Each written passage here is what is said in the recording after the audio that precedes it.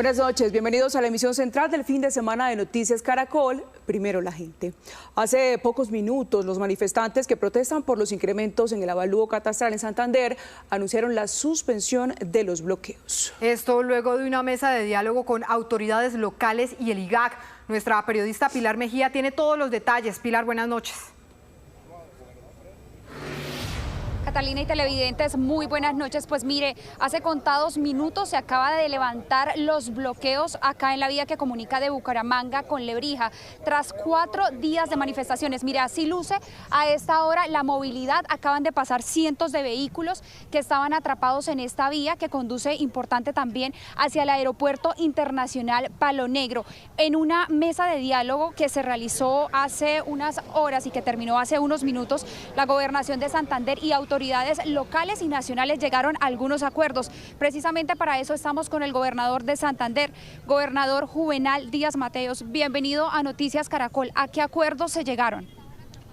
Bueno, primero nosotros reconocemos las inquietudes, las peticiones de los campesinos. Hay un aumento desmesurado en el avalúo catastral. Campesinos que tenían su predio valiendo 150 millones de pesos, les pasan a valer 2.000 o 3.000 millones de pesos, y eso tiene efectos no solo en el impuesto predial, sino también en el impuesto de registro cuando se vende el predio, y si sube a 3.000 millones, pues se convierte en una persona que tiene que pagar impuesto al patrimonio. Ese fue el primer acuerdo.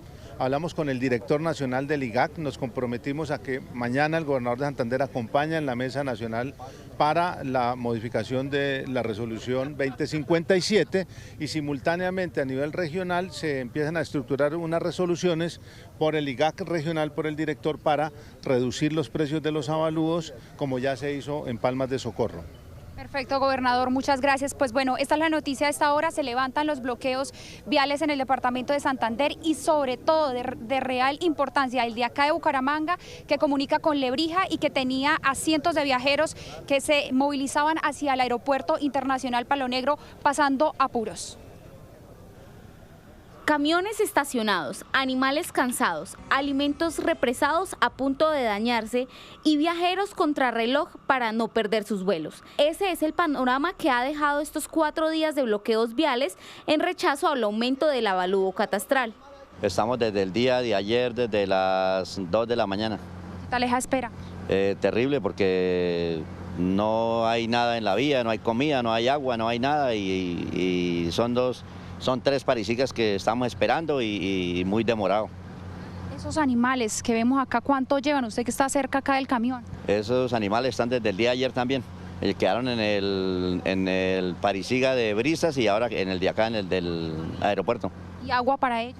No, nada, no hay cómo darles agua ni nada. Nos tocó llegar más o menos como 1,5 kilómetros abajo en carro, y amigos en moto nos ayudaron a subir porque pues ya está demasiado abajo la cola del paro. Son varios los sectores económicos que se han visto impactados. El alcalde de Bucaramanga entregó las cifras. Hoy podemos determinar que el área metropolitana tiene una afectación de entre los 40.000 y 70.000 millones de pesos diarios en las principales actividades afectadas. Los sectores más golpeados en este momento, Pablo y televidentes, en Santander y en Bucaramanga, es el sector de la construcción, de los alimentos, de la avicultura, de la agrícola, de los combustibles.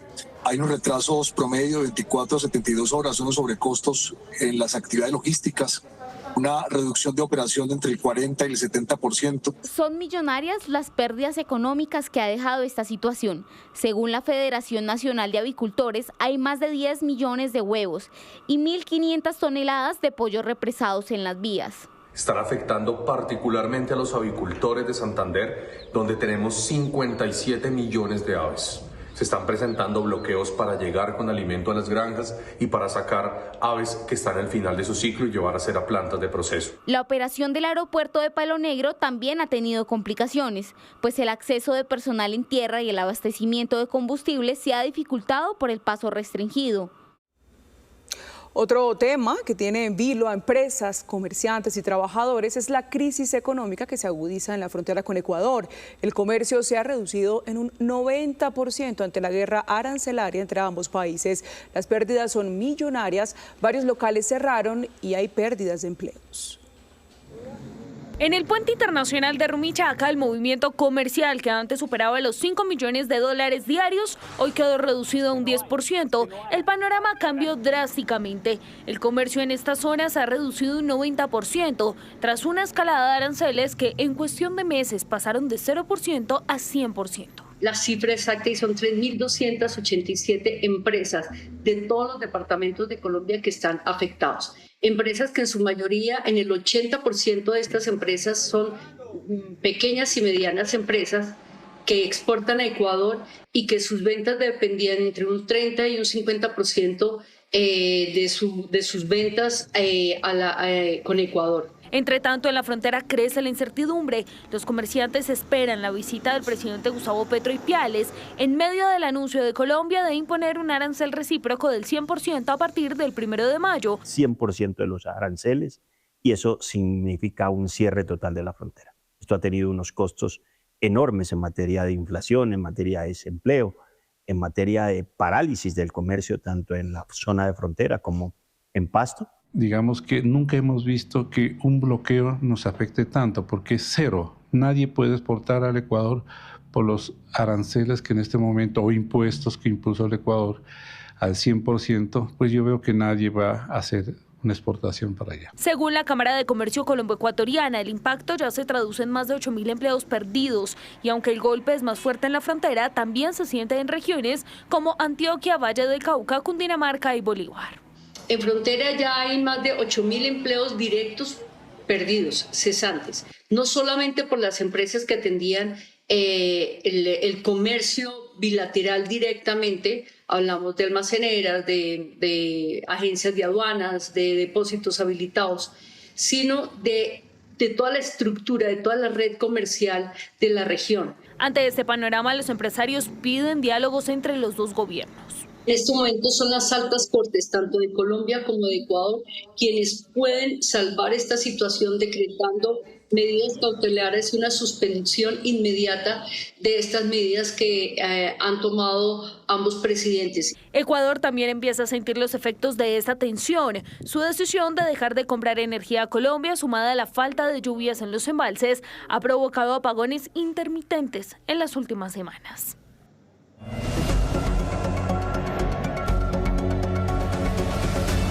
Y a las 7 de la noche, 10 minutos, activamos el radar de la política del fin de semana con la candidata Paloma Valencia y su fórmula vicepresidencial Juan Daniel Oviedo, que rechazaron las amenazas de muerte que recibió en las últimas horas la senadora, pues aseguran que ya emprendieron las acciones legales necesarias y que no van a caer en intimidaciones. La seguridad en medio de las campañas presidenciales vuelve a ser el centro de atención. Hoy la senadora y candidata del Centro Democrático Paloma Valencia denunció amenazas de muerte en su contra. Se trata de un video que está circulando en redes sociales en el que se ve un arreglo fúnebre con el mensaje Paloma Valencia, descanse en paz. No vamos a parar hasta construir una Colombia donde podamos vivir sin miedo, donde los violentos estén en las cárceles y los colombianos podamos expresar con libertad lo que pensamos. La aspirante a la presidencia aseguró que tomará medidas. Claro, vamos a presentar todas las acciones del caso, pero nosotros no vamos a parar. Nuestro propósito es transformar a Colombia. Precisamente por eso estamos en la política. Parece que esta campaña tiene que ser una campaña que emocione con optimismo, lejos de esas amenazas que simplemente lo que quieren es generar miedo. Y aquí Colombia no puede votar con miedo. La Procuraduría, a través de la red social X, rechazó los hechos y reiteró la importancia de garantizar la seguridad de los actores políticos, mientras que el ministro del Interior, Armando Benedetti, también se pronunció, condenando los hechos y aseguró que desde el gobierno nacional se están brindando todas las garantías de seguridad, especialmente a los candidatos de la oposición, con la disposición de 100 personas de protección, 129 policías, 37 vehículos blindados y 24 vehículos convencionales. Esta tarde también se denunció amenazas contra el candidato presidencial Abelardo de la Espriella. Ha circulado una imagen igual a la de Paloma, pero con su nombre. Y se viene una semana de reuniones de varias colectividades para tomar decisiones frente a las presidenciales. Pues empecemos por la Alianza Verde, que tiene reunión mañana lunes a las 8 de la mañana para entrar en una discusión que anticipadamente ha dejado ver grietas en esta colectividad. Tiene que ver con la decisión de a qué candidato apoyarán. Ese debate se dará en medio del apoyo abierto y cantado que algunos legisladores como Ariel Ávila ya anunciaron en apoyo a la aspiración de Iván Cepeda. Cepeda. Ahora vamos a los lados del Partido Conservador, pues el miércoles habrá un encuentro clave del directorio nacional. El tema central será la contienda presidencial y a qué candidato apoyarán. No hay certeza que ese día se tome una decisión, pero fuentes del conservatismo dicen que hay intención de escuchar en los próximos días a los aspirantes. Incluso ya le fue enviada la invitación a Paloma Valencia y están esperando su respuesta. Pues ese mismo día, en horas de la tarde, también habrá una reunión, pero de cambio radical, en donde participarán integrantes del Comité Central, líderes regionales y las bancadas actual y electa. Ese encuentro será en un hotel al norte de la ciudad, será privado y ese mismo día se conocería el nombre del candidato que apoyará. Las semanas que vienen van a ser definitivas para que los partidos se decanten de cara a las elecciones de la primera vuelta. Pues así está la foto en este momento de los apoyos oficiales de cada campaña y cómo están los pulsos al interior de cada colectividad. Empecemos por Abelardo de la Espriella. El candidato ha dicho en público que no va a recibir el respaldo de los partidos tradicionales, pues actualmente cuenta con el apoyo de los siguientes partidos. Estamos hablando de Salvación Nacional, Colombia Justa y Libres, así como el del senador del Partido Liberal, Mauricio Gómez Amín. Sin embargo, un sector de Cambio Radical, ustedes lo ven a este costado, es decir, el sector promovido por la Casa Char, estaría buscando que la colectividad aterrice en su campaña. Y como les hemos mencionado, el Partido Conservador también sigue evaluando si se va con Paloma Valencia o con Abelardo de la Espriella. Pero veamos lo que pasaría por los lados de Paloma Valencia, pues ella en este momento cuenta con el respaldo de los siguientes partidos. Estamos hablando de Centro Democrático, Nuevo Liberalismo y Oxígeno, pero hemos conocido que el otro sector de Cambio Radical, es decir, el vargallerismo, se inclinaría más porque el partido llegue a las toldas de Valencia. Y ojo, porque en esa colectividad quiere que el apoyo sea en conjunto y no haya divisiones. Igualmente hemos conocido que el partido de la U, o al menos en su mayoría, terminaría llegando a la campaña de Paloma Valencia, luego de que en una primera reunión de bancada sus directivas anunciaran que no apoyarían a Iván Cepeda, pero también tras el portazo de Abelardo esta semana a un eventual apoyo. La U se reunirá nuevamente esta semana.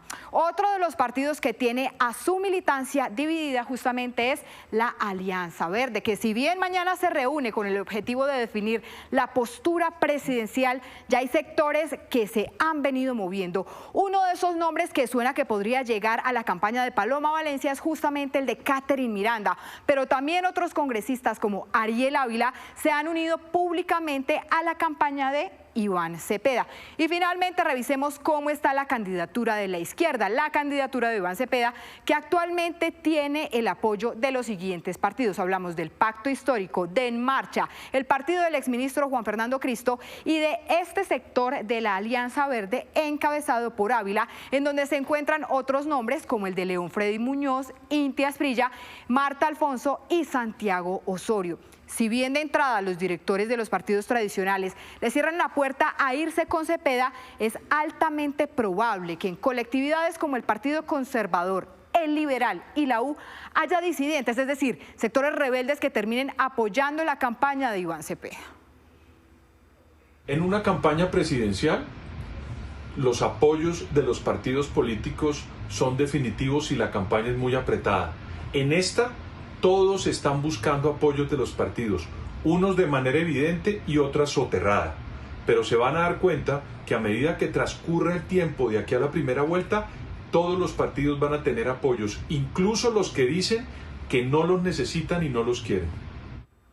Era Pedro Viveros analizando lo que está pasando en los partidos políticos y continúa la cuenta regresiva para que los colombianos salgan a las urnas a elegir quién será él o la nueva presidenta de nuestro país. Hablamos con analistas sobre cómo fue el apoyo en las regiones en la contienda del año 2022 y lo que podría pasar en el actual certamen electoral. Aquí el análisis. Miren ustedes los siguientes mapas de calor con cifras de la misión de observación electoral donde se evidencia la fuerza que tuvo en su momento el actual presidente Gustavo Petro. Tanto en primera como en segunda vuelta ganó en la región Caribe, Pacífica y Amazonía y se llevó la presidencia con más de 11 millones de votos en segunda. Para los analistas, el mapa de apoyo se podría mantener igual, aunque no se descartan cambios. Esa es la aspiración del pacto histórico, pero obviamente la aspiración contraria es la del digamos, tanto Abelardo Lasprilla como Paloma Valencia. El mundo afro tiene inmensa presencia afrocolombiano en nuestro Caribe y en nuestro Pacífico. El mundo indígena indudablemente.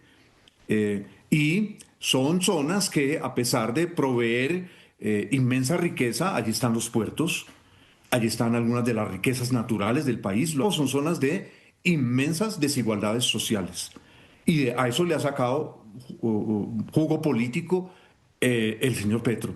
Eso implicaría que no solo puede ganar en los territorios que ganó en 2022, sino que puede ganar en otros territorios donde antes no había tenido votación. Sin embargo, la contienda empieza a verse más apretada en la región Caribe por temas como la presencia de Abelardo de Lasprilla. Él es muy fuerte, como outsider es muy fuerte en la costa. Seguramente ahí es donde vamos a ver una gran pelea. Digamos, mucha gente de la costa lo siente como un candidato propio. La derecha y el centro, por su parte, tendrían más fuerza en el centro del país, especialmente en departamentos como Antioquia. La zona del Gran Antioquia, que en su momento pues es el que realiza la colonización de todo lo que nosotros llamamos el eje cafetero, ¿cierto? Los 3 departamentos del eje cafetero más el norte del Valle del Cauca. Hay una zona tradicionalista que es Santander, una zona donde las ideas conservadoras de derecha son fuertes, como ese, por ejemplo, el caso del Meta. Para los analistas, los partidos que ganaron en las elecciones legislativas del 8 de marzo también sumarían votos a los candidatos presidenciales.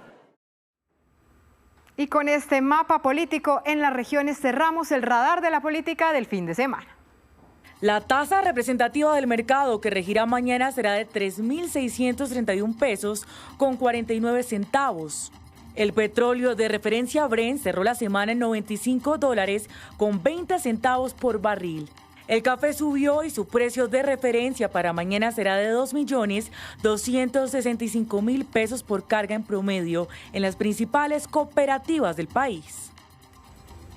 Hoy el gas es protagonista en la economía y en millones de cocinas del país, pero su futuro genera preocupación. Aunque es clave para hogares e industria, las cifras advierten un desequilibrio. El consumo sube mientras la producción y las reservas bajan. Ese tema será a propósito analizado la próxima semana en el Congreso de Naturgas, donde también tendremos un debate con los candidatos a la presidencia de la República. Nuestra compañera Laura Rojas tiene una invitada para conversar sobre esta situación. Laura, adelante. Ustedes ya la ven en pantalla, la presidenta de Naturgas, Luz Estela Murgas, para hablar sobre el impacto de gas en la economía, que usted lo ha dicho en diferentes espacios, presidenta, el gas pues es el motor de la economía, incluso va de la mano con la transición energética porque es incluso amigable con el medio ambiente. ¿Qué tal, presidenta? Bienvenida. Y hablemos entonces de las cifras, presidenta, un impacto del gas en la economía. 3,3 billones en regalías, 800 millones de dólares en inversión anual y los empleos que genera, presidenta. Todas estas cifras, ¿cómo ha sido ese sector, cómo ha sido ese trabajo con las empresas precisamente para que el gas pues tenga estas cifras que acabamos de presentar? Así es, Laura, tú lo has dicho de una mejor manera. El gas no solamente tiene una incidencia en la economía nacional, también lo tiene en la economía de los hogares colombianos. Y es por eso que ha dejado una huella imborrable a nivel nacional y territorial. A estas inversiones y estos datos además se le suma la inversión social voluntaria que hacen las compañías que operan en territorio, más de 18 millones de dólares en el año 2024 que se han traducido en programas de mejoramiento de vivienda, en programas de acceso a otros servicios públicos de familias en estado de vulnerabilidad en más de 190 municipios que han impactado alrededor de más de 2 millones de colombianos. La industria, ¿cómo ha crecido? Los usuarios de gas, mire lo que pasaba en 1999, 1,3 millones de usuarios, ahora en 2025, mire, 11,9 millones de usuarios, ha crecido bastante. Por ejemplo, las personas que cocinaban en leña y que ahora cocinan con gas, que obviamente es mucho mejor en el caso, pues para cocinar. mencionar, el 85% son de estratos 1, 2 y 3. También, ¿cómo ha sido este proceso? Y tú lo has dicho, el gas natural es no solo una herramienta que ha movido la economía nacional y territorial, sino también es una herramienta que ha permitido reducir pobreza energética, sobre todo en familias vulnerables. Esta evolución de conexiones de familias al gas natural ha permitido superar el uso de leña y de combustibles más contaminantes a lo largo de esta historia, y hoy con orgullo podemos decir que 36 millones de colombianos se benefician del gas natural en sus casas, el 85% en estratos 1, 2 y 3. El gas natural es la puerta de entrada a la transición energética de los hogares pobres. Bueno, ya hablamos entonces lo que le genera a la nación, cómo ha sido el crecimiento de los usuarios, pero ahora hablemos sobre una problemática. Mire, todos los números están en rojo, están en caída, si se puede observar precisamente en la gráfica. La producción cae 27%, contratos de exploración, porque acá está la clave del asunto, ha caído 97%. Las reservas, si se gastan y no se reponen, pues ese ha sido el problema. Usted es lo que ha insistido con estos mensajes. Y los pozos exploratorios. ¿Qué ha pasado con este gobierno? ¿Por qué estas cifras están en rojo, presidenta? Bueno, esto es una radiografía muy clara de lo que está sucediendo con el sector, viendo los principales indicadores del mismo.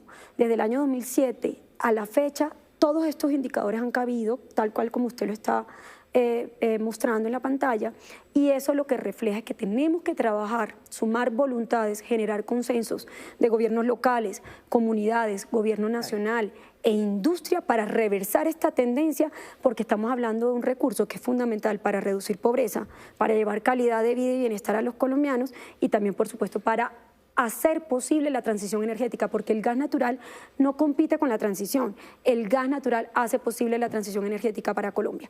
¿Qué tenemos que hacer? Reactivar proyectos estratégicos que nos permitan incrementar la oferta de gas natural, eso implica producción local, infraestructura para gas importado e infraestructura de transporte, y a mayor abundancia de gas, lo que vamos a lograr es precios más competitivos para todos los colombianos. Presidenta, ¿el recurso está enterrado? Porque eso es lo que ha dicho muchos sectores, que tenemos Colombia tiene gas, Colombia tiene gas, el gas está atrapado en el subsuelo. Hemos identificado que en el subsuelo colombiano hay gas tanto en áreas continentales, principalmente en la costa atlántica, Córdoba, Sucre, Cesar, en el norte del departamento del Santander también, y también costa afuera, en el Mar Caribe, hemos descubierto un potencial que incluso podía alcanzar a abastecer al final de esta década el 45% de la demanda total del país. Pues bien, hablemos sobre el déficit de gas a futuro. Nuevamente, la gráfica lo dice todo. Mire cómo ha venido aumentando. En 2000 a 2030 estaríamos en el 57% si no se hace lo que veíamos en la anterior presentación. ¿Qué hay que hacer a futuro? Bueno, sin lugar a dudas hay que destrabar los cuellos de botella que hoy han demorado la entrada de los proyectos estratégicos tanto en exploración y producción como en infraestructura. ¿Eso qué implica? Y me atrevo a concluir, Laura, y compartirles a los televidentes que el problema de Colombia no es de recursos. El problema de Colombia es la demora en la entrada de los proyectos. Si nosotros no aceleramos la entrada de los proyectos, pues vamos a tener una mayor dependencia de gas importado. Pero además recordemos, el gas importado nos ha permitido hoy evitar que haya una suspensión del servicio y una interrupción del servicio. Y a largo plazo puede esa infraestructura de importación permitirnos tener confiabilidad, que frente a algún imprevisto que se presente en la producción, en la infraestructura, podamos rápidamente sumar gas importado para evitar la suspensión del servicio. Es más costoso no tener el servicio de gas que tenerlo inclusive a precios de gas importado. Pero es importante tener ese abastecimiento, esa seguridad en el país. Mire lo que está pasando a nivel internacional, la guerra en Medio Oriente. Nos deja como ejemplo que el país, se lo pregunto, ¿debe entonces entrar en esos procesos para tener nuestro propio gas? Nosotros necesitamos habilitar todas las fuentes de gas natural, tanto de gas local, gas nacional, producto de ese potencial que tenemos atrapado en el subsuelo, pero también habilitar las fuentes externas, tanto de infraestructura de gas natural licuado, que se transporta y llega a Colombia vía marítima, pero también, por supuesto, gas que pueda traerse en estado gaseoso de los países vecinos. Entonces, tenemos que habilitar todas las fuentes, porque tener garantizado el suministro y el abastecimiento de gas para esos 36 millones de colombianos y en abundancia nos va a permitir también tener competitividad, que la industria, que también produce los principales bienes que consumen las familias colombianas, también puedan tener un recurso que es no solamente de bajas emisiones, sino también asequible para poder tener bienes a mejores precios para los colombianos. Hablemos hacia futuro. Vemos aquí pues una división importante sobre los proyectos estratégicos de gas en Colombia en cuanto a lo que tiene que ver con la producción, importación, que usted lo acaba de mencionar, y transporte. Esto es a futuro. ¿Cómo está trabajando el país precisamente para que estos proyectos salgan adelante y que está toda la cadena de producción? Se requieren reglas estables para que haya inversión y se requiere inversión para que haya seguridad energética. Estos proyectos, estos 10 proyectos que inicialmente hemos identificado desde la industria del gas natural, nos van a permitir garantizar el suministro de corto, de mediano y de largo plazo. En todos los segmentos, tanto en infraestructura, importación y transporte, como en exploración y producción en gas que se puede producir en el territorio nacional. Cuando miramos cuáles son los cuellos de botella de estos proyectos, están muy concentrados en la demora de las consultas previas, no solo porque no hay etapas que tienen términos perentorios dentro del proceso mismo, y eso hace que el proceso se extienda, sino también porque a medida que se va desarrollando el proyecto van apareciendo nuevas comunidades, más comunidades, entonces no se tiene certeza desde el principio cuál es el número preciso. Necesitamos acotar y que bajo un sistema, inclusive con tecnología, se pueda tener claridad de cuáles son las comunidades que tienen presencia, que esas sean las que haya que consultar para que a la medida que se vaya ejecutando el proceso no aparezcan nuevas comunidades que dilaten la entrada en operación.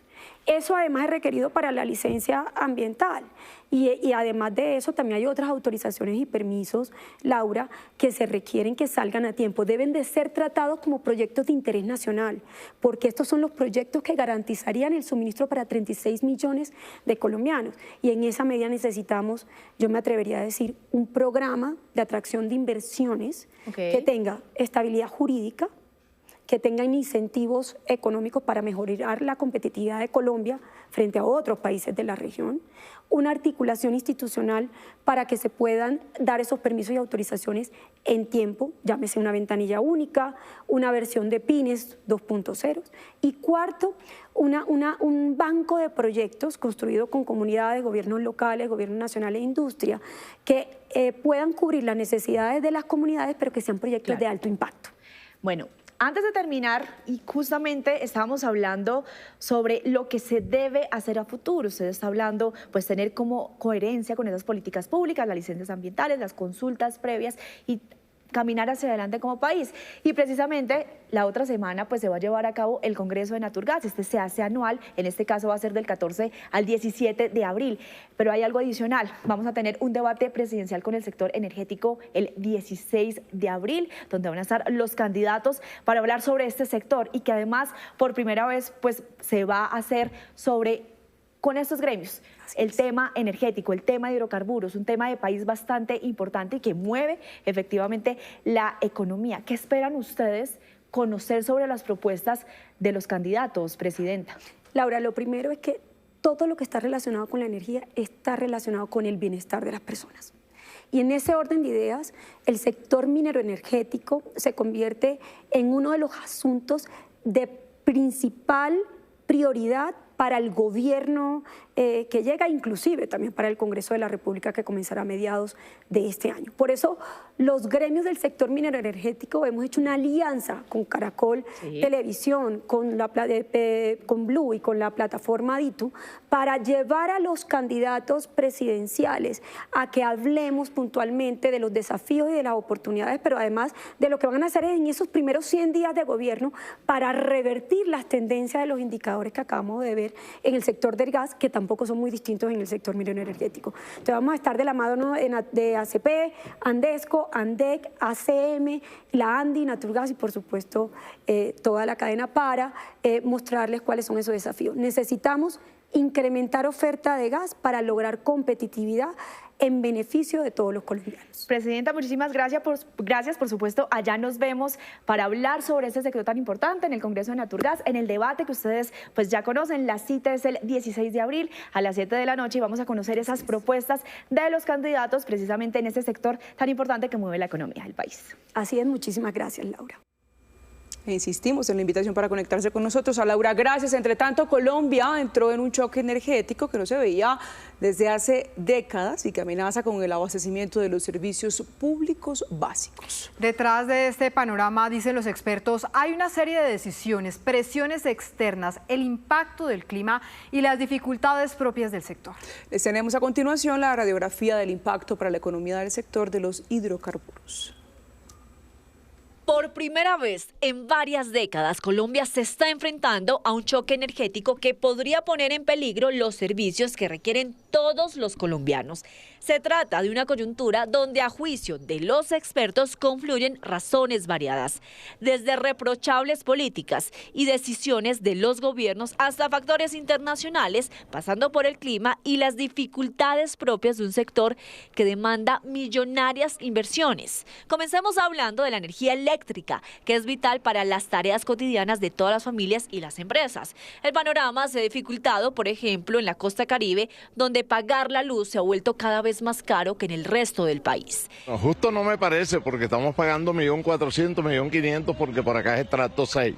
Los promedios allá, yo vivo en el barrio El Silencio, que es un estrato 3, no baja de 600.000 pesos por casa. Del total de la electricidad que se consume a diario en Colombia, el 70% proviene de las hidroeléctricas, el 12% de proyectos que funcionan con gas y el 6% de plantas a base de carbón. Pero hay un problema, el consumo de energía está aumentando más rápido que la energía que se genera. Esta brecha entre demanda y oferta equivale a un déficit que está creciendo de 3% hoy a 6% en los próximos años, con un peligro claro en el panorama. Vamos a estar muy apretados, vamos a tener que hacer una cantidad de esfuerzos para no apagarnos porque no tenemos reserva. Eso quiere decir que si algo llega a fallar, nos vamos a apagar o se van a apagar algunas regiones del país. Estos riesgos se reducirían si se contaran con más proyectos eléctricos, pero muchos están frenados por problemas de licencias ambientales, entre otras causas. El proyecto más importante que se está haciendo es la colectora. Sí. Ese es un proyecto que le estamos pidiendo siempre al gobierno que dé los incentivos para cada uno de los procesos, pero necesitamos energía firme. Estamos hablando de la colectora que lleva el 80%, ha avanzado muchísimo, pero proyectos tan importantes, eólicos y solares, hasta ahora están llegando en el 15-17% de lo esperado que había dicho el gobierno que íbamos a tener. Pero hay más problemas. Las empresas de este sector que se quejan por millonarias deudas que no les han pagado y que ya suman 9,2 billones de pesos.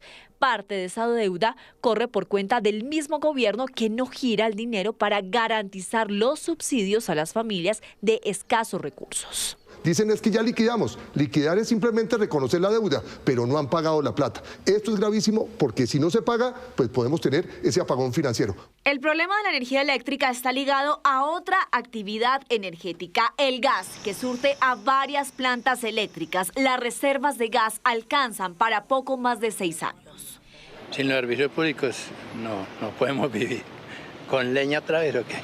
Y si por el lado del gas hay problemas, por el lado del petróleo tampoco faltan. El número de pozos exploratorios ha decaído, las reservas también se están agotando, solo alcanzan para 7 años. 7 años de reservas no son nada en el mundo del petróleo porque los proyectos toman muchos años. Y estamos viendo que los países cada vez están buscando tener más seguridad y soberanía energética. La producción de crudo se mantiene en escasos 770.000 barriles diarios y este gobierno no ha adjudicado nuevos campos petroleros para explorar. Sin nuevos proyectos, Colombia podría pasar de ser autosuficiente a importar más de la mitad de los combustibles de aquí al año 2040. Todo esto sería un golpe para las finanzas de la nación que soportan en buena medida en la actividad petrolera. Cerca de 30 billones en aportes fiscales, más del 3% del Producto Interno Bruto, 7 billones en exportaciones, el 25% de la inversión extranjera directa y es el sector que más contribuye a obras por impuestos en las regiones de Colombia. Pero además de la electricidad, el petróleo y el gas, hay otro mundo del cual muchas veces no somos conscientes, pero que está presente silenciosamente detrás de muchas cosas que usamos a diario. Un bombillo que encendemos, un celular que usamos, un computador en el que escribimos y hasta en los fertilizantes que se usan en los alimentos que compramos.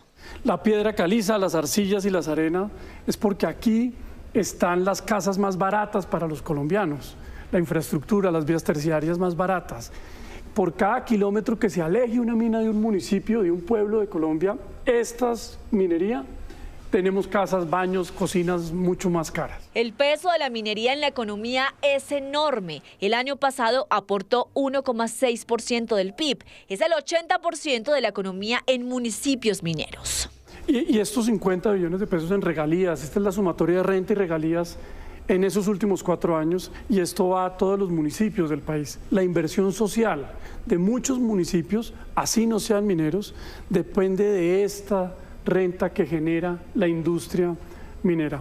Pero la minería también enfrenta un momento crítico. Pese al enorme potencial, el 97% del territorio está inexplorado.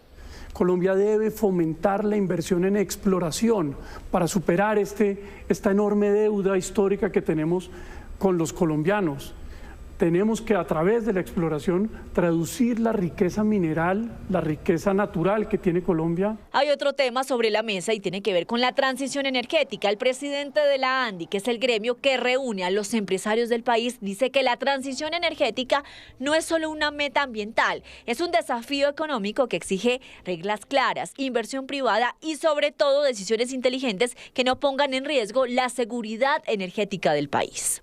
Que nos permita ir a nosotros haciendo el ejercicio de poder ir viendo qué tenemos, cómo lo podemos utilizar, qué podemos poner a disposición de los hogares colombianos, qué podemos poner a disposición de la industria colombiana, cómo hacemos para que esa sea la base de la competitividad de nuestro país. Y es que en medio de los desafíos, todo el sector energético ha priorizado la sostenibilidad como pilar en la estrategia de estas empresas, que cumplen estándares internacionales, invierten en innovación y nuevas tecnologías, en la protección de ecosistemas y economía circular y proyectos de transformación social que se desarrollan de manera articulada con las comunidades como Natura Amazonas en el Putumayo. Nosotros aquí hemos sembrado 1.200 árboles, de los cuales llevamos ya más de 3 años.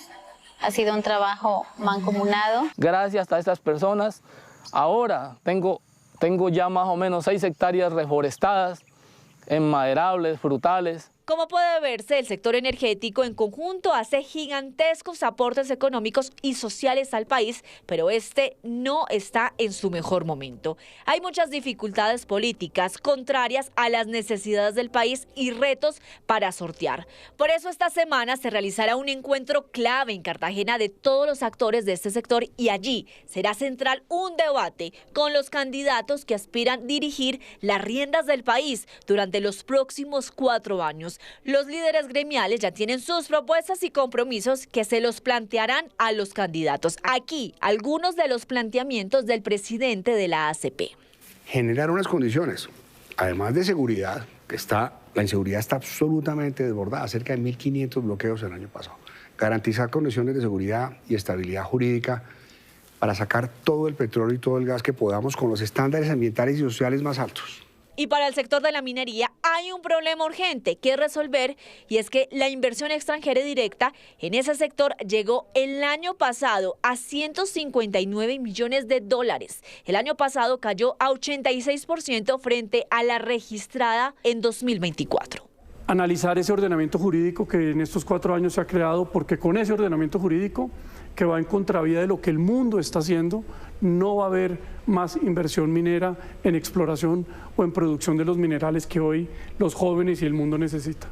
Y el sector eléctrico, por supuesto, también tiene prioridades que se debe fijar el nuevo gobierno, si es que se quiere evitar el fantasma del apagón. El riesgo de racionamiento está, como lo vimos, las cifras están en rojo y esto sigue hacia adelante y va creciendo año a año. Entonces el próximo gobierno tiene que ser muy claro con el sistema y con el sector, diciéndole, mire, yo necesito de todo. Yo necesito gas, necesito carbón, necesito agua, necesito generación hidroeléctrica, necesito generación térmica. Las empresas de servicios públicos harán un llamado a destrabar los trámites de licencias ambientales para los proyectos que empiecen a tiempo. Tenemos muchos problemas en la parte de las regiones, donde las comunidades han hecho imposible que se avance de la forma que tiene que hacerse. Y desde el sector empresarial, la solución, asegura Bruce McMaster, es tener reglas claras para la regulación sobre la transición energética. Necesitamos tener la decisión del gobierno de no llevarnos, digamos, a situaciones paradójicas, como por ejemplo que en Colombia durante los últimos años hemos tenido prendidas las plantas que generan la mayor huella de carbono. El reto es evidente: garantizar las políticas, las reglas y los recursos para garantizar los servicios públicos que llegan a todos los colombianos. Lo que está en juego es que se restrinjan actividades cotidianas como cocinar, bañarse, transportarse y trabajar. Y si ese recurso, como el petróleo, el gas, la electricidad y los minerales, no están disponibles, la economía perderá su motor principal y las cosas para todas las familias se van a poner muy difíciles. Gracias por continuar con nosotros. El reconocido periodista Felipe López, fundador de la revista Semana, volvió al ruedo del oficio. ¿Y de qué manera? Hablando de las presidenciales desde la revista Cambio, espacio en el que hará perfiles sobre los candidatos que van a primera vuelta. En su primera entrega habla de Iván Cepeda. Como un hombre sobrio, reflexivo y mesurado, comienza describiendo el periodista de más de 40 años de carrera Felipe López al candidato del pacto histórico Iván Cepeda, de quien justamente dice que tiene un temperamento tan ajeno a lo que se espera de un candidato presidencial. En esta primera entrega para la revista Cambio, en donde el director de ese medio, Federico Gómez Lara, destacó que pudieron convencer a López para retratar bajo su lente analítico, cínico y gracioso a los candidatos presidenciales, el comunicador expuso que es la primera vez que la izquierda llega a una contienda presidencial como favorita y justamente destaca el rol del presidente Gustavo Petro. El principal elemento que tiene Cepeda a su favor es que va en coche. El presidente está haciendo su campaña más que él. Petro, en medio de su lucha de clase, su populismo y su irresponsabilidad fiscal, logró mejorarles la vida a muchos colombianos. Sin embargo, para el periodista es clara la diferencia entre uno y otro. Seguramente no se repetiría el circo que se ha visto en los últimos 4 años. Él, a diferencia de Petro, madruga a trabajar, no es de broncas y sabe hacia dónde va. La pluma de López menciona la forma de hacer campaña y su programa de gobierno. Cepeda ha manejado su candidatura de forma inusual. Aparece poco en los medios, no va a debates y su programa de gobierno, en el fondo, no dice nada en concreto. Está lleno de propósitos nobles y lugares comunes, pero prácticamente no hay una sola política pública concreta. Felipe López considera que el próximo presidente tendrá que hacerle frente a varias crisis en materia de seguridad, de salud, energética y en temas fiscales. En próximas entregas, el destacado periodista hablará sobre otras candidaturas presidenciales. Continuamos con noticias del mundo y nos concentramos inicialmente en Perú. Hoy se realizaron las elecciones presidenciales y legislativas que buscan finalizar una prolongada crisis política. 60.000 personas no pudieron votar y hace instantes anunciaron que mañana reabrirán algunos colegios electorales por un error generalizado. María de Los Ángeles Serrano, de Latina Perú, nos envió el siguiente informe. De acuerdo con el flash electoral a boca de urna de las elecciones generales 2026 de Ipsos Perú 21 y Latina, Keiko Fujimori pasaría a una segunda vuelta. Su eventual contendor se definiría entre Roberto Sánchez, Rafael López Aliaga, Ricardo Belmont y Jorge Nieto, una vez concluido el conteo de votos. La lideresa de Fuerza Popular obtuvo el 16.6% de los votos, tomando distancia de sus perseguidores, quienes, según la encuestadora, se encuentran en empate técnico. Sin embargo, la jornada electoral no estuvo exenta de cuestionamientos. Desde las primeras horas del día se reportaron irregularidades en la instalación de mesas de sufragio, lo que generó preocupación entre electores y autoridades. Desde Lima, Perú, informó María de Los Ángeles Serrano para la Alianza Informativa Latinoamericana. Y cambiamos de tema porque aunque Irán afirma haber estado muy cerca de un acuerdo con Estados Unidos para el fin de la guerra, las negociaciones están ahora interrumpidas. Entre tanto, el presidente Donald Trump anunció que bloqueará el tránsito en el estrecho de Hormuz. En la ciudad de Tiro, sur libanés, una escuela es refugio para quienes la guerra les arrebató su casa, su familia, sus vidas. Las aulas dejaron de ser hace tiempo centro de enseñanza para aliviar a quienes lo perdieron todo. Allí intentan descansar en una cama improvisada, rodeada de escasa comida, agua y hacinamiento.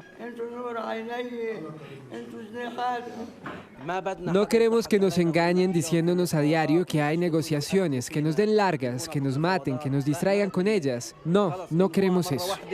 Es la otra cara de una guerra en Medio Oriente que advierte con extenderse. El primer ministro israelí Benjamin Netanyahu dijo que la ofensiva no se detendrá. Su país libra combates contra Hezbollah, grupo armado afín a Irán.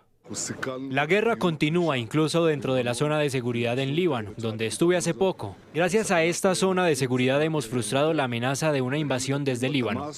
Pero la lupa no se separa del estrecho de Hormuz, donde el presidente de Estados Unidos, Donald Trump, anunció que bloqueará todas las embarcaciones que busquen entrar o salir por esta vía marítima, clave para el comercio global. Es la respuesta de Washington tras fracasar las negociaciones con Irán para poner fin a la guerra que estalló el 28 de febrero. Se llegó a un acuerdo sobre la mayoría de los puntos, pero el único punto realmente importante, el armamento nuclear, no se aprobó. En algún momento llegaremos a un acuerdo en el que todos podrán entrar y salir libremente.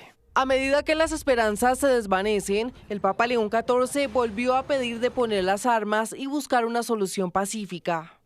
Conlleva la obligación moral de proteger a la población civil de los atroces efectos de la guerra. Hago un llamado a las partes involucradas para que cesen el fuego. Si bien las negociaciones están interrumpidas, más no rotas, la tensión marca el pulso del conflicto. Las amenazas alcanzan también a China, al que Washington podría aplicar aranceles del 50% si decide ayudar a Irán.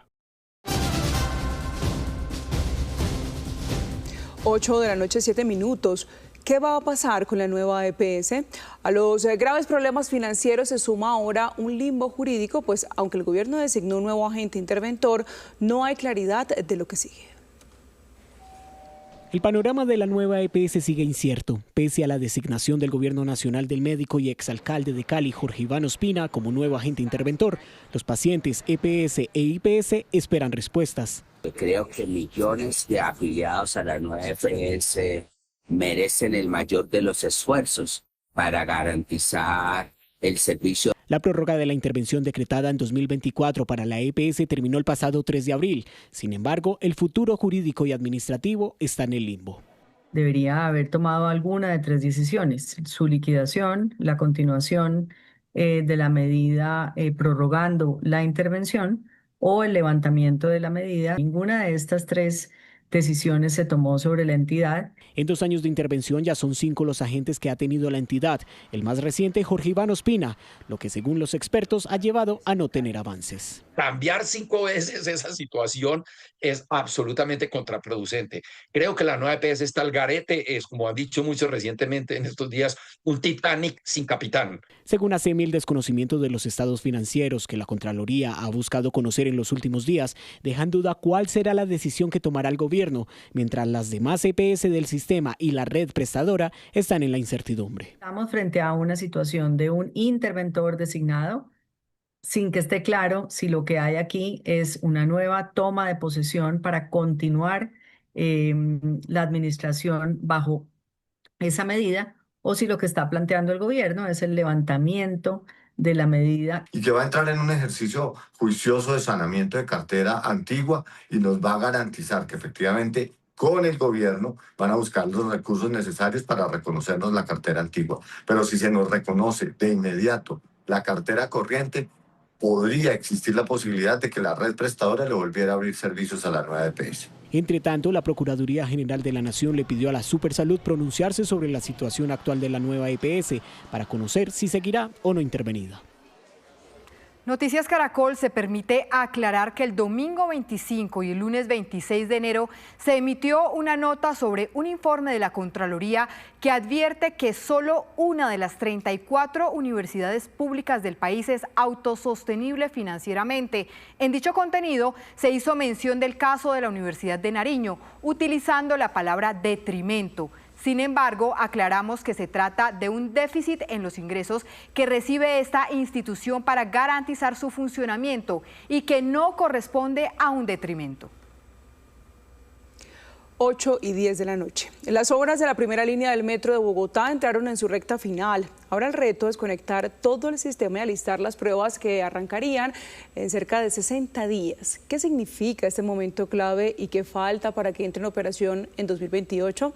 Noticias Caracol recorrió las zonas claves del proyecto. Son imágenes que desde el aire permiten entender la magnitud. pero también el nivel de responsabilidad que enfrenta el Metro de Bogotá, que entró en su recta final, en la etapa decisiva de todas las obras. Ya no se trata solo de construir, sino de conectar cada pieza. Es la fase de acabados y de la interconexión de lo que durante años se levantó por separado. Estamos en la plataforma central de la primera estación del Metro de Bogotá, en la que se van a poder subir los usuarios. Esta estación es el claro ejemplo de lo que está pasando en esta recta final de obras del metro, la integración de los elementos que se han construido por separado, como el viaducto, los rieles y las estaciones. En el tramo inicial que comprende el patio taller de Bosa e incluye las primeras estaciones, aquí las vías férreas, los semáforos avanzan en su instalación, además de este tercer carril, la columna vertebral que abastece de energía todo el sistema. Estos corredores están a menos de 60 días de iniciar pruebas con trenes sobre el viaducto, que no es otra cosa que el camino por donde circularán los trenes. Son los obreros que han llegado desde diferentes partes del país, los encargados de darle vida a los 24 kilómetros de esta primera línea. Instalan paneles, ajustan cada detalle, siguiendo un cronograma que debe cumplirse al pie de la letra. En este lugar se construyen los talleres de mantenimiento de los trenes, lugares fundamentales de la operación. En las estaciones el avance es visible, los acabados del techado y la pintura. Estructuras donde todo debe funcionar de manera perfecta. Ahí está la clave para que el metro arranque. Y las pruebas iniciarán con los trenes, con un tren muy lento, verificando que la línea férrea haya quedado bien ubicada a una velocidad lenta, y luego iremos haciendo las pruebas en estos 4 kilómetros para cada tren. Cada tren hará 2.500 kilómetros de recorrido en viaducto. Los detalles son prioridad. Se prueban los pisos, su resistencia, las escaleras eléctricas ya están instaladas y también estos espacios comerciales, donde en el primer nivel ciudadanos y comerciantes tendrán un lugar abierto al público. Nuestro recorrido siguió en la avenida Caracas hacia el norte, edificios, estaciones y el trazo del metro que ya define el nuevo paisaje de la ciudad. En la parte interna avanzan espacios claves como cicloparqueaderos y las bases de las estaciones en los puntos donde se espera mayor demanda de pasajeros. Y justo aquí, donde avanza el viaducto, subimos más de 6 pisos, cerca de 14 metros de altura, hasta donde ya está trazada la línea por donde irán los trenes. Bueno, estamos en la Caracas, allá está la 63, estamos a la altura más o menos de la 65, 66. Aquí también ya está avanzando el viaducto. Este es uno de los puntos clave que va a tener avance este año, es la Caracas. Y tenemos en este momento 12.645 metros más o menos de viaducto construido. El reto ahora es seguir avanzando cada mes, por lo menos 1.000 metros, inclusive un poco más, de construcción de viaducto al mes, para llegar a terminar completamente el viaducto, que son 23 kilómetros, un poco más en total. Entramos en una etapa crítica, es una etapa difícil, ese 25% final es muy complejo. Alcalde, finalmente, cuando hablamos de que es compleja esta recta final, ¿a qué se debe? La gente tal vez se pregunta, venga, usted ha hablado del tema de la plata, que está asegurado, pero ¿cómo contarle a la gente que esto se está haciendo y que es una recta final que nos da luz verde al metro que todo el mundo ha esperado? ¿Por qué digo que es complejo? La financiación está garantizada, de eso no hay dudas. Claro. Nosotros tenemos primero ya aprobados los créditos de la banca multilateral que permiten avanzar este año en lo que requiere ejecución este año y el próximo año del proyecto. Eso no tiene problema. Este año necesita más de 5 billones de pesos el proyecto. Pero cuando yo me refiero al reto de la última etapa, tiene que ver un poco como, digámoslo así, a los acabados de una vivienda. Ese proceso muchas veces ve que avanza rápidamente cuando ponen los cimientos, cuando construyen la estructura, pero cuando llega a entrar en la etapa de acabados es compleja, es difícil. O sea, que es más complejo el detalle, darse cuenta que el carril... Garantizar que los sistemas de comunicación que va a tener este metro funcionen bien, garantizar que el sistema energético funcione bien, garantizar que ese sistema automático de los trenes funcione bien, todo eso toma tiempo.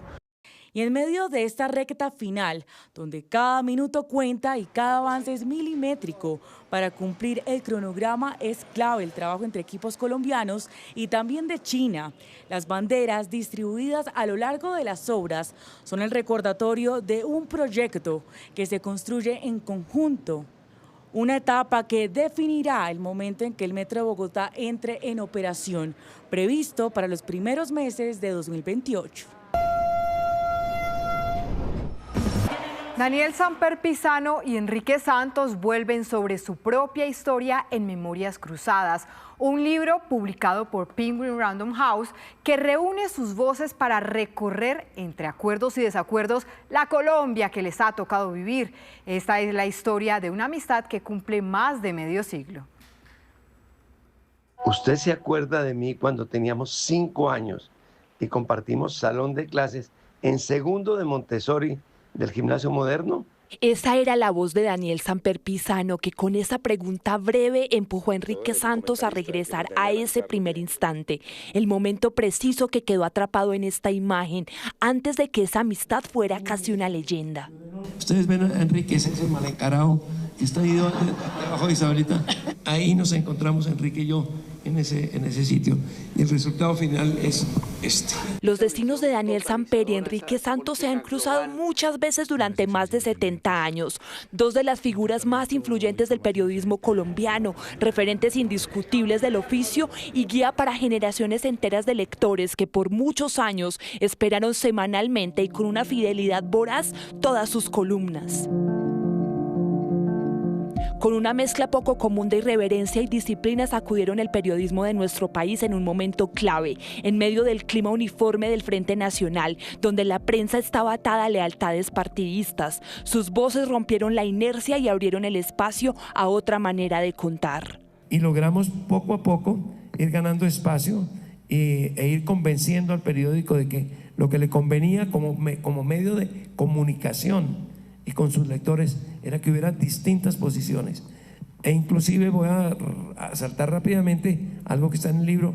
En un momento dado, Alberto Lleras Camargo, gran expresidente, gran escritor, etcétera, un dios para el tiempo y sus dueños, él empezó a escribir editoriales. Y entonces en un momento dado escribió y dijo: este periódico se está dando unos lujos absurdos, estoy citando como puedo.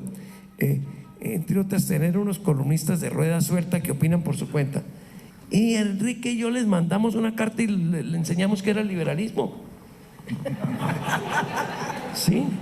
¿Cómo así que usted jefe liberal, pero que no haya otras opiniones? Ambos bogotanos, y hay que decirlo, provenientes del corazón de una de las élites más influyentes del país, llegaron el mismo día a la nómina de El Tiempo, el 1 de mayo de 1964. Fue Eduardo Santos quien los convocó a las filas del periodismo. A ellos, con algo de ironía, los bautizó como los arcángeles. Eduardo Santos era una persona muy austera, muy seria, muy fría incluso, pero muy perspicaz y con una visión política. Y él fue el que nos echó el ojo. Se dio cuenta cuando comenzamos con Daniel a escribir nuestras columnas en un periódico que era realmente totalmente oficialista. En esa época, comienzos de los 70, toda la prensa colombiana era uniforme, era gobiernista, épocas del Frente Nacional. Samper y Santos acaban de publicar Memorias Cruzadas, un libro en el que conversan y a veces discrepan sobre la Colombia que les ha tocado vivir, un ejercicio de memoria compartida de una amistad y de, en muchas ocasiones, una historia común. Los dos protagonistas de este libro impulsaron un cambio de fondo en la manera de hacer prensa en Colombia, transformaron el tono de las columnas de opinión, afinaron el rigor de la investigación y ayudaron a poner en el centro los temas que realmente importaban.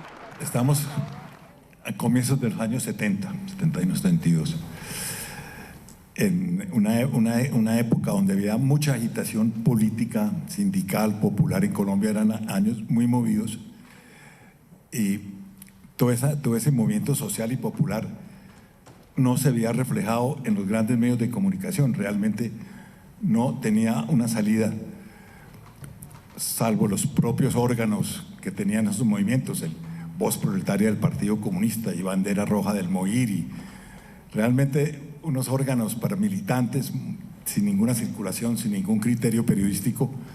Entonces había como ese vacío informativo que nos llevó a algunas personas que en esa época estábamos reflexionando sobre ese problema de falta de medios de comunicación para una sociedad que no se veía reflejada en los medios. El punto de quiebre de esta historia aparece con el proceso 8000, un episodio que desbordó la política y terminó atravesando lo personal. La polémica por la financiación de la campaña presidencial de Ernesto Samper partió al país en dos y también marcó una distancia profunda entre Daniel Samper Pizano y Enrique Santos, que dejaron de hablarse durante años. Yo tomé una posición diciendo que había ahí un problema de responsabilidad que tenía que asumir el gobierno, en la presidencia, que ha pasado un fenómeno que no se podía ignorar. Y escribí pues muchas columnas, más de 60 columnas en torno del proceso 8000, lo cual obviamente creó fricciones con los Samper. Me separó de Daniel, que tenía otra concepción. Daniel pensaba que eso era una cosa muy manipulada por Estados Unidos, en fin. Y ahí tuvimos, digamos, puntos de vista discrepantes. Duramos distanciados varios años. La posición de Samper se mantuvo inalterable, respaldar a su hermano, el entonces presidente Ernesto Samper. Yo nunca dudé de que Ernesto era inocente en todo lo que se estaba fraguando y que había fuerzas muy grandes y muy poderosas y muy ocultas detrás de todo esto. Tuvimos varias conversaciones muy sinceras de hermanos, con mi hermano Juan Francisco, con Ernesto, y salimos convencidos de que había algo que estaba pasando y que no era culpa de él. Yo leía que esas columnas horribles de Enrique, exageradas, es que fueron como 60, por ahí. Entonces, realmente me pareció que habían encontrado una buena manera de unirse para darle palo a una persona sin haber averiguado realmente si eso era verdad o mentira, porque yo estaba convencido de que era mentira y sigo convencido, y que la tal prueba reina que ya venía no iba a llegar ni llegó. Ya hace un rato me asomé, no ha venido todavía. Pero la reconciliación tardía y sin estridencias finalmente llegó. Recibí una llamada. ¿Cómo? Pues Enrique es un tipo cordial y bien educado, por lo menos los hermanos lo son. ¿Cómo le va? ¿Qué pasa? A Enrique, sí. Voy para Madrid. Voy para Madrid. ¿Viene para Madrid? Sí, voy para Madrid. Digo, ¿are you coming here? Porque él no me entendía. Él es del Nueva Granada, entonces no es fácil. Digo, sí, voy el jueves. ¿Carne o pescado? Escogió pescado, maldito. Entonces, perfecto. El restaurante El Pescador, calle Ortega y Gasset, no sé qué cosas. Y allá nos encontramos, allá nos sentamos, siempre desconfiando. Después de la primera botella, ya era mi mejor amigo. Ah, Enriquito, carajo, ¿cómo nos pasó esto por esos idiotas? En Memorias Cruzadas también resuenan los vallenatos de Rafael Escalona, la vida de Luis Carlos Galán y hasta las palabras de Gabriel García Márquez. En estas páginas se cruza lo vivido con lo recordado, una memoria íntima que termina entrelazándose con la de un país marcado por sus traumas, sus desigualdades y una historia hecha de rupturas y una forma terca y luminosa de seguir adelante.